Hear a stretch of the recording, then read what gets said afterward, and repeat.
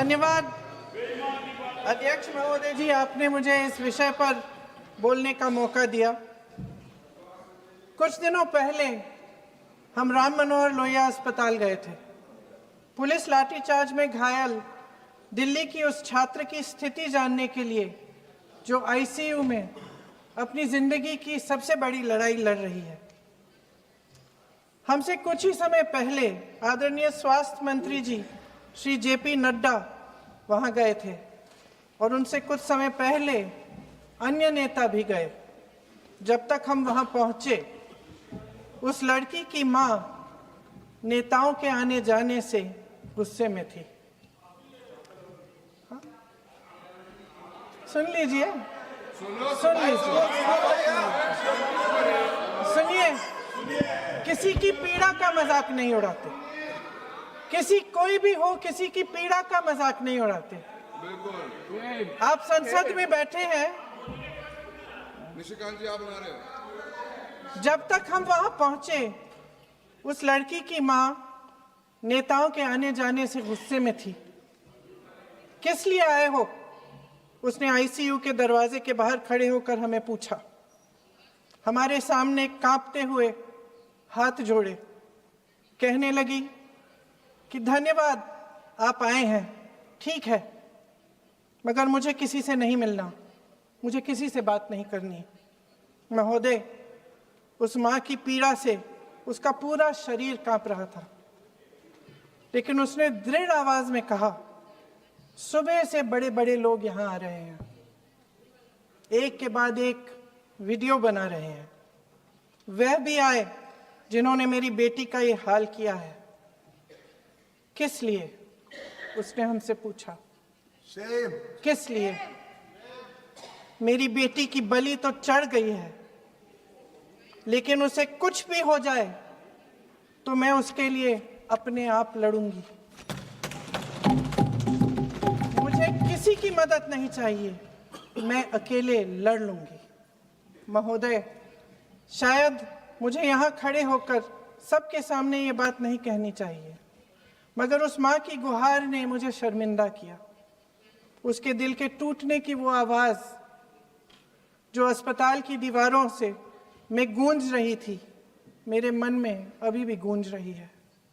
इसलिए उस माँ की इजाज़त लिए बिना मैं आपके द्वारा आदरणीय प्रधानमंत्री महोदय जी और आदरणीय गृह मंत्री महोदय जी से पूछना चाहती हूँ कि क्या ज़रूरत थी एक मासूम बच्ची पर इस तरह दमन करने की? क्या ज़रूरत थी उन छात्रों पर आंसू गैस चलवाने की, उन पर लाठियां बरसाने की, उन पर वाटर कैनन्स चलवाने की? क्या ज़रूरत थी उन नौजवान लड़कियों को जलील करते हुए उनके कपड़े फाड़ने की, उनको बेरहमी से गंदी तरह पिटवाने की? देश के युवाओं पर पैलेट गन्स और AK-47 चलवाने की क्या आवश्यकता थी? क्या वे आतंकवादी थे? क्या आतंकवादी हैं? टेररिस्ट हैं? हाँ, कांग्रेस बोल रही है। हाँ, कांग्रेस बोल रही है।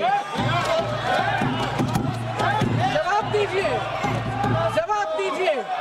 कांग्रेस बोल रही है, जवाब मांग रही है, जवाब दीजिए।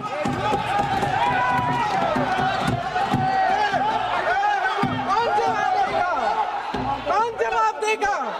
गृह मंत्री जी जवाब देंगे। किसने ऑर्डर दिया? किसने ऑर्डर दिया पैलेट गन्स चलाने के लिए? किसने ऑर्डर दिया? आपके माध्यम से मैं पूछती हूँ अध्यक्ष महोदय, किसने ऑर्डर दिया? प्रधानमंत्री जी ने दिया? गृह मंत्री जी ने दिया? जवाब देंगे? पूरा देश पूछ रहा है, सिर्फ कांग्रेस पार्टी नहीं पूछ रही है, पूरा देश पूछ रहा है। अध्यक्ष महोदय, देश के माता पिता पूछ रहे हैं, छात्र पूछ रहे हैं, अध्यापक पूछ रहे हैं, पूरा देश आज ये पूछ रहा है। और आपकी जिम्मेदारी बनती है कि आप इस सवाल का जवाब दें। क्यों डरते हैं आप इस देश के नौजवानों से?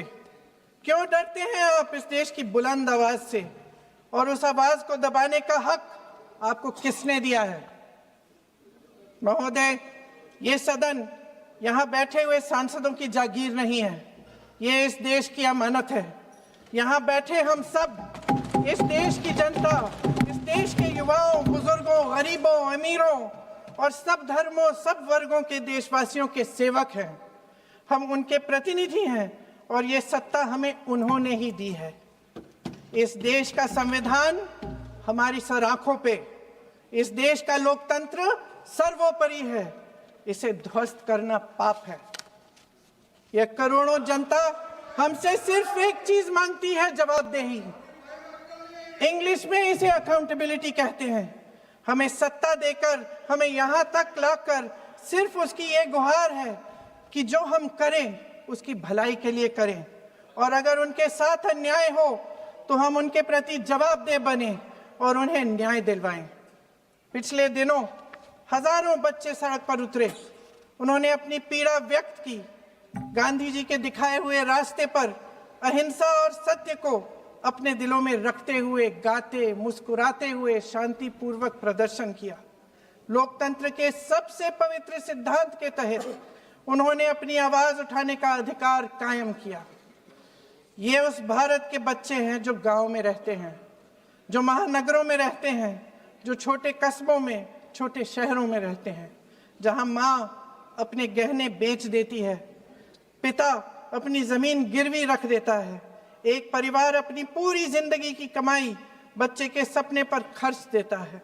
और अब उन्हीं बच्चों को लगने लगा है कि आज इस देश में मेहनत से ज्यादा बेईमानी मायने रखती है,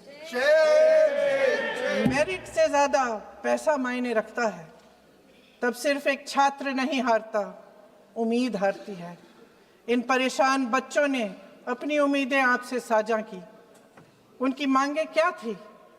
कि पेपर लीक करके उनके साथ जो बार बार अन्याय किया जा रहा है उस पर कार्रवाई की जाए, कि जो सिस्टम उनके भविष्य को कुचल रहा है उसे सुधारा जाए, कि जो माफिया उन्हें घेरे हुए है उसे हटाया जाए, कि जिस मंत्री के कार्यकाल में यह सब हुआ वह इस्तीफा दे, कि उन पर बर्बरता करने वालों पर कार्रवाई की जाए और उसके लिए माफी मांगी जाए। बस यही उनकी मांग थी ना, कि जो शिक्षा और स्वतंत्र अभिव्यक्ति का अधिकार उन्हें संविधान ने दिया है उसे कायम रखा जाए। महोदय, हमारे एजुकेशन सिस्टम में कुछ समय से बहुत खामियां भर चुकी हैं। बच्चों पे जो प्रेशर डाला जाता है उसकी वजह से सैकड़ों बच्चों ने आत्महत्या कर डाली है। उससे भी ज्यादा बच्चे डिप्रेशन में डूब रहे हैं। परिवारों पर बच्चों को पढ़ाने लिखाने के लिए घूस, capitation fees, tuition fees, coaching fees आदि के घिनौने दबाव हैं। लोन लेने पड़ते हैं, सामान बेचना पड़ता है और उसके बावजूद कोई गारंटी नहीं कि उनके बच्चों के भविष्य मजबूत बन पाएंगे, क्योंकि बेरोजगारी चरम पे है। इस सरकार ने रोजगार पैदा करने वाले सभी सेक्टर्स को लगातार कमजोर किया। एग्जामिनेशन सिस्टम खुद फेल हो गया है। पिछले दशक में 152 पेपर लीक हुए, 750 करोड़ छात्र प्रभावित हुए, मगर एक भी दोषी, एक भी माफिया को सजा नहीं।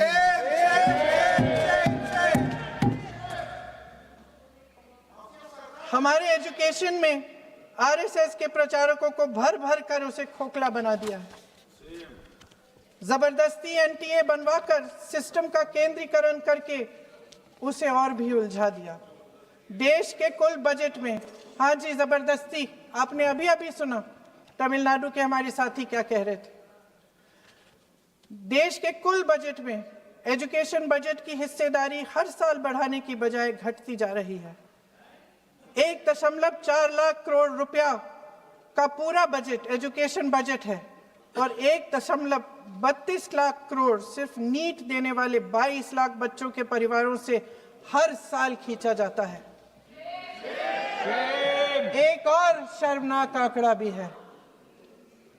1.4 लाख करोड़ रुपया हमारा पूरा एजुकेशन बजट और 16 लाख करोड़ रुपए जो मौजूदा सरकार ने बड़े उद्योगपतियों के लोन माफ किए हैं।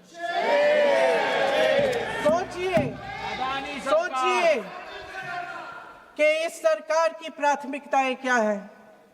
सच ये है अध्यक्ष महोदय कि जिस तरह अस्पताल में उस छात्रा की मां का विश्वास पूरे सिस्टम से हट गया है, उसी तरह देश के युवाओं का भरोसा इस पूरे सिस्टम से टूट चुका है। और जब इस तरह देश के भविष्य, हमारे युवा निराश होकर सरकार और सिस्टम से अपना भरोसा हटा देते हैं, तो उस भरोसे को फिर से बनाने के लिए सिस्टम के अंदर से जवाब नहीं ढूंढा जा सकता, उसके दायरे से बाहर निकलना पड़ता है, नए सिरे से ठोस प्रयास करने पड़ते हैं। अफसोस की बात यह है अध्यक्ष महोदय कि इतना हो जाने के बाद भी आदरणीय प्रधानमंत्री महोदय जी और उनके साथी इस सच्चाई को समझ नहीं पा रहे हैं। वे अभी भी ये सोच रहे हैं कि पीआर, नैरेटिव चेंज और पालतू मीडिया के सहारे एक बार फिर उनकी नैया पार हो जाएगी। परसों शिक्षा मंत्री जी ने शर्मनाक परिस्थितियों में अपना इस्तीफा दिया और कल यहीं मकर द्वार पर मेरे सत्ता पक्ष के सांसदों ने जिंदाबाद के नारे चिल्लाते हुए उनका संसद में ऐसे स्वागत किया जैसे मानो कोई सुपरस्टार पहुंच गए हैं। विडंबना देखिए महोदय, जब भूतपूर्व शिक्षा मंत्री को मुकुट पहनाया जा रहा था, स्वागत हो रहा था उनका, तब महाराष्ट्र में एक परिवार पेपर लीक पीड़ित अपनी बेटी की आत्महत्या का शोक मना रहा था। आपकी सरकार ने देश के करोड़ों छात्रों को क्या संदेश दिया? आपको किस बात का गौरव है, किस बात का अभिमान है? ये कौन सा अहंकार है? जहां आंखों में शर्म होनी चाहिए, वहां बेशर्मी और स्वागत के नगाड़े बजाए रह रहे हैं। एक तरफ मातम है, दुख है, यहां फूल माला डाल रहे हैं। कोई आप पर कैसे यकीन करे? प्रधानमंत्री महोदय जी ने नया शिक्षा मंत्री चुना, एक ऐसे व्यक्ति को इस पद पर आसीन किया जिसने एक गर्भवती महिला के बलात्कारियों की रिहाई पर अपनी सहमति व्यक्त की, खुशी जताई। देश की करोड़ों लड़कियों को प्रधानमंत्री जी ने क्या संदेश दिया? सर, अखबारों में है सर, जो प्रहलाद जोशी जी ने बिल्किस बानो के बलात्कारियों की रिहाई पर जो बयान दिए, उसका प्रमाण मैं आपको दे दूंगी, मैं भेज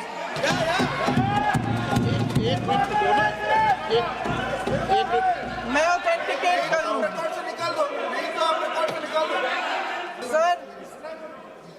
sir, here is a newspaper article.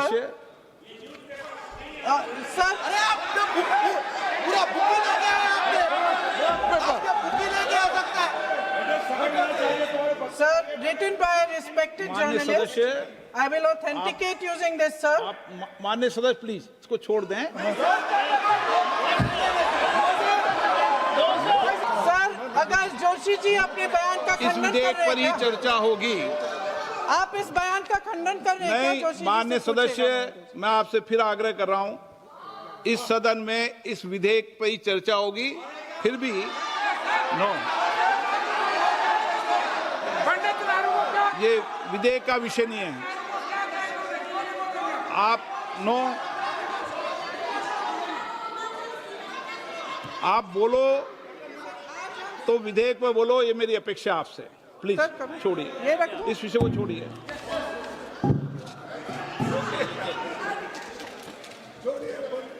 आज हम सदन पटल पर एक ऐसे विधेयक में संशोधन पर डिबेट कर रहे हैं जो 2024 में पारित हो चुका था, और इसमें मुख्य संशोधन यही है कि पेपर लीक के अन्य अपराधों के लिए सजा बढ़ाई जाएगी। मगर जब से ये विधेयक पारित हुआ, तब से अब तक इस सरकार ने एक भी अपराधी को सजा नहीं दी। आपने देखा है कि कल और परसों से फेस रिकॉग्निशन द्वारा प्रदर्शन करने वाले बच्चों के नाम और पते सार्वजनिक किए जा रहे हैं, मगर यही काम पेपर लीक करने वाले अपराधियों के लिए अभी तक नहीं किया गया। ना इस विधेयक में पेपर लीक रोकने के कोई ठोस कदम है। इससे देश के युवाओं का भरोसा कैसे बनेगा? अध्यक्ष महोदय, आदरणीय प्रधानमंत्री महोदय जी, को आपके माध्यम से मैं कहना चाहती हूं कि शायद उन्हें अपने सलाहकार बदलने चाहिए। वे असलियत से एकदम टूट चुके हैं। नई नई कमेटियां बनाने से काम नहीं चलेगा। उनका अध्यक्ष चाहे कोई भी हो। राधा कृष्ण कमेटी भी व्यवस्था में सुधार लाने के लिए बनी थी। आज तक उसकी एक सिफारिश लागू नहीं हुई है। और इस नई कमेटी में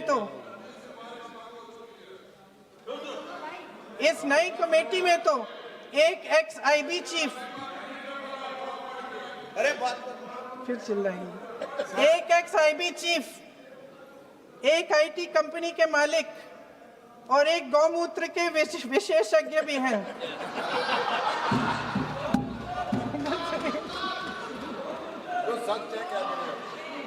इन्हें शिक्षा के बारे में क्या पता जी? सर सच है। आप आज मेरे से नाराज हो रहे हैं, पर मुस्कुरा लीजिए। वो आपने भी चुनाव लड़ा।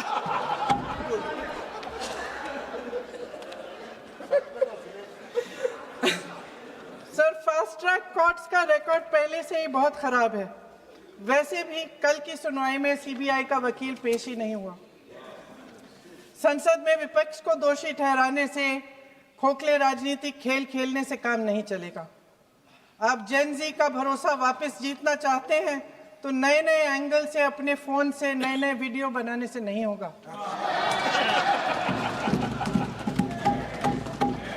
प्रधानमंत्री जी को कैमरे का एंगल नहीं, दिल का एंगल बदलना पड़ेगा। ये जेनरेशन जागरूक है, समझता है। झूठ पहचानने की उसकी अपार क्षमता है।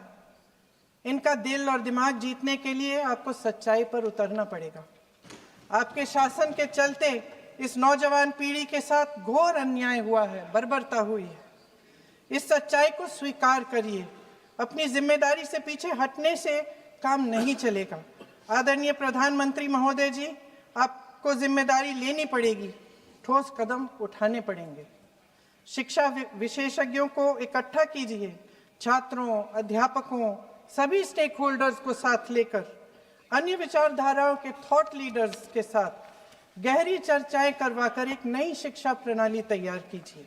मौजूदा नेशनल एजुकेशन पॉलिसी में 8 महीने तो एग्जाम चलते हैं, अध्यापकों को पढ़ाने का समय नहीं मिलता।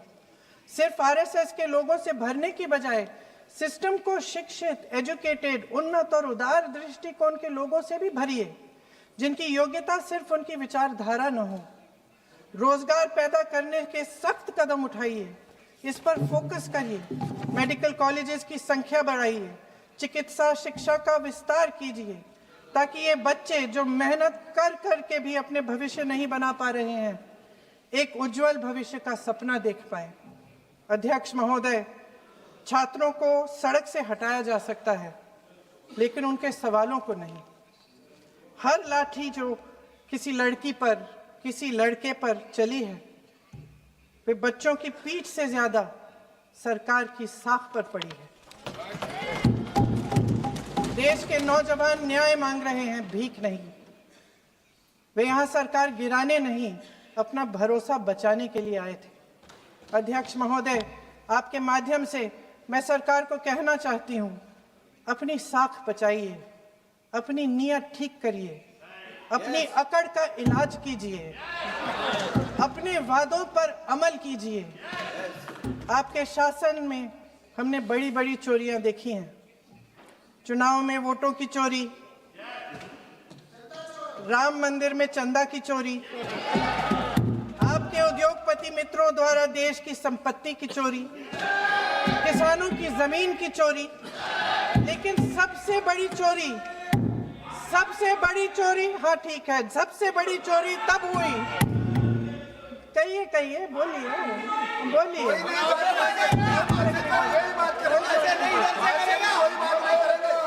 सुन लीजिए, शांति से सुन लीजिए, शांति से सुन लीजिए। आपको मौका मिलेगा, आप जितनी भी चोरियों की बात करना चाहते हैं आप कर लीजिए। अभी मेरा समय है। सबसे बड़ी चोरी तब हुई जब देश के नौजवानों के भविष्य, उनके सपने चुराए गए। भविष्य की चोरी, सपने की चोरी किसी भी चोरी से कहीं बड़ी होती है महोदय। अगर देश का युवा निराश हो जाए, अगर देश का युवा निराश हो गया, उसकी उम्मीद टूट गई, तो सबसे बड़ी हार भारत की हार होगी। और हम कांग्रेस और विपक्ष के लोग जान दे देंगे, मगर भारत की हार नहीं होने देंगे। जय हिंद। सर अब तो मुस्कुरा लीजिए, भाषण खत्म।